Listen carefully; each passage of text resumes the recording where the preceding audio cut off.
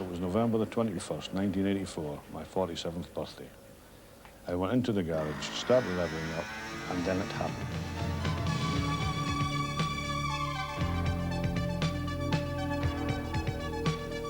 The machine lifted against the counterweight and stayed up. I could hardly believe it. There was a feeling of sheer joy and relief. I'd done it, cracked it. Throughout this project, Sandy had worked alone without help from experts, not even from Professor Laithwaite, who had inspired him 10 years before on television. Now, in his hour of jubilation, he was the man Sandy wanted to give his news to first of all. Well, I've watched this effect for 18 months now, and I couldn't figure out what it was. But I've now proved conclusively that from 0 to 1,000 revs, you're absolutely correct in what you said.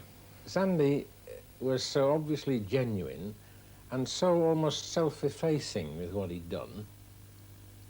And, of course, it was gyroscopes, and I asked him a few questions, such as, are they offset gyroscopes with skewed axes and so on? And when he said that, I think, well, he's probably got the ingredient, and what does it do? And he said, well, it will lose some of its weight.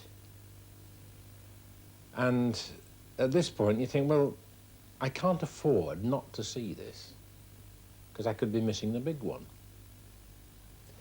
And when he was willing to bring it to me, as opposed to having me go up to North Scotland, well, of course he could come and see me. I think I've got nothing to lose. I think this man's the 1 in 100 who's different.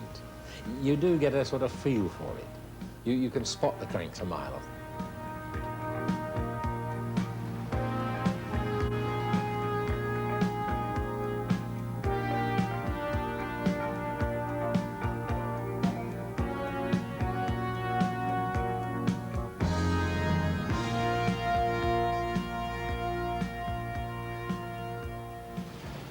Make the torque reaction of the gyro, overcome the centrifugal force, there's a point where these are free flying, and I expected the vertical motion. And it appears to work quite well at that. Professor Laithwaite is himself a great visionary, a man who has constantly sought to push back the barriers of technology. In Sandy's machine, he saw the reflection of his own beliefs. And this would work in outer space, so it works on this bench.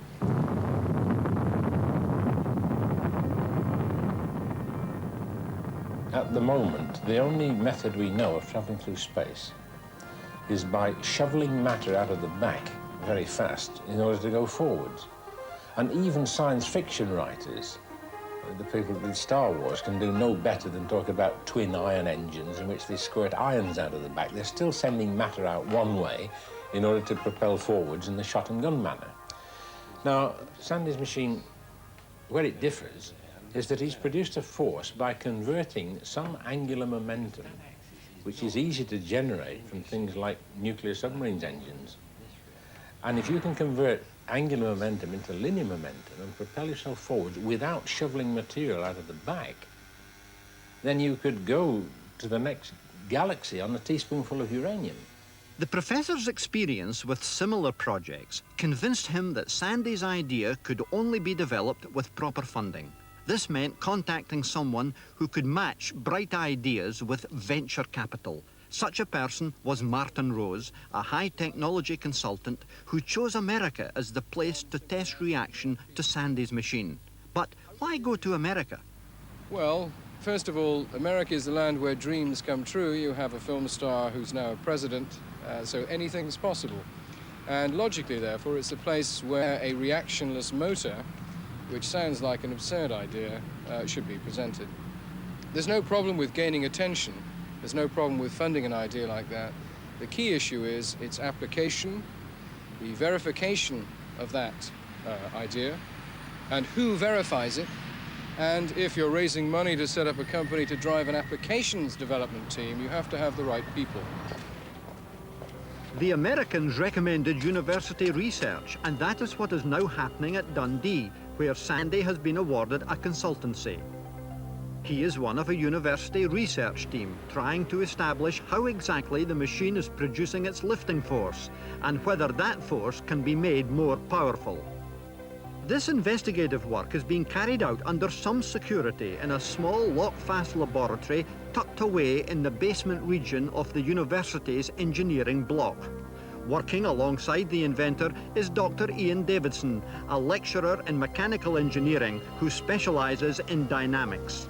What we hope to do is a series of tests to try and see what the overall performance of the machine is. And these will be broken down basically into an initial set of tests which will measure the sort of overall properties, followed by a series of more complicated tests which might help to tell us something about what is happening inside the machine.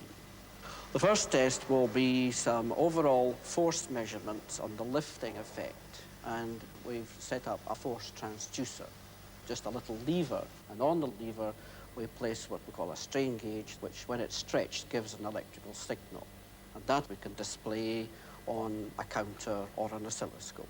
It certainly is a very complicated phenomenon, so it will need a bit of time before we can actually pinpoint the actual mechanism which is creating this force. It's a difficult problem mathematically, and I would have thought that it's the sort of thing that we might well contemplate as a research project for a 3-year PhD or something of that nature. As interesting as that? I would say so, yes. Because the machine generates such momentum, the university authorities have insisted that it can only be run behind a strong metal guard.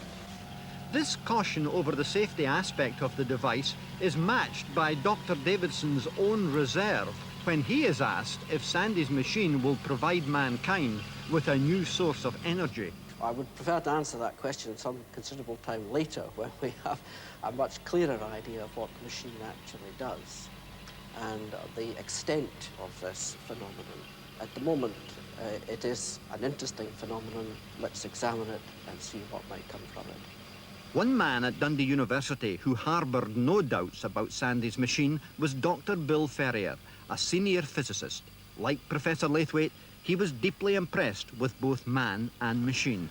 Bill and I became great friends through this machine, and he often came round at night, spent many hours discussing gyroscopic theory. The two of them would sit discussing the machine and what it could do, what it could be used for. They'd work out formulas, there'd be papers lying on the coffee table all over the settee. Eventually I gave up and went away through to my bed. But the pair of them still sat here all hours discussing the machine. Bill was working on a mathematical formula to explain away the workings of the device, and he informed me that he was getting pretty close to putting some answers together. Unfortunately, Bill died in late summer 1986, and since then nobody's been able to reproduce his work. But Bill did leave this written endorsement of my work. There is no doubt that the machine does produce vertical lift. I am fully satisfied that this device needs further research and development. I have expressed myself willing to help Mr. Kidd, whose engineering ability is beyond question and for whom I have now the greatest respect. I do not as yet understand why this device works, but it does work. The technological possibilities of such a device are enormous. Its commercial exploitation must be worth millions. I have not seen anything of this type before. I find it interesting, and as a dynamicist, I would very much like to be able to track down what is actually happening.